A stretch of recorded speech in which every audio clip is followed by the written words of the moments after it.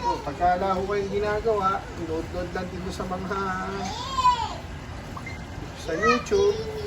Ayan, kung sawa na kayo sa mga niluluto ninyo, gayahin nyo lang. Ayan, no? Napakadali ho ngayon. Pagka hindi kayo marunong magluto, yan, gagayahin nyo lang.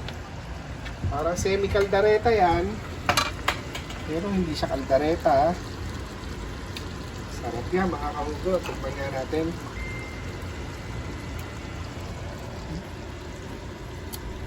Solid. Mga kahugo, sarap. Grabe. Dinaya lang natin yan. Pero perfect. So, bigay tayo ng Ginamoto. Ping ping ping ping ping ping ping ping ping ping ping ping. Ayan, no? Kahugo. Natin haluin ulit. Hindi ko akalain na masarap pala yan. Kahugo, yan. Kampo ito, pork ribs. Ingredients lang ho niya, mga kahugo. I-marinate muna natin yung ating pork ribs sa toyo calamansi. Tsaka lagyan natin ng garlic powder.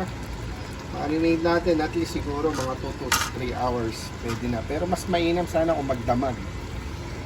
Overnight. Mas masarap siguro. Pero yan, perfect naman. Tapos, set aside mo yan. Tatanggalin mo ito sa pagka-marinate. Saka mo siya para ipiprito mo siya.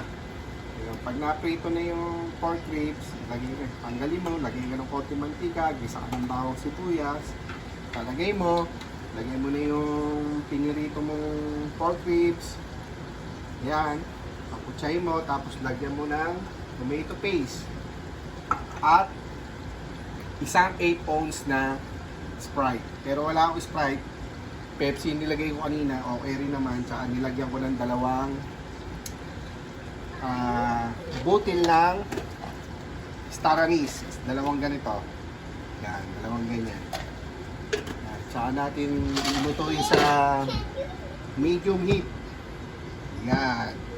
Kain natin mga 45 minutes, 40 to 45 minutes, luto na po yan. Hintayin mo natin para malambot, masarap po siya, promise. Testingin ninyo, mga kahugo. Ping ping ping ping.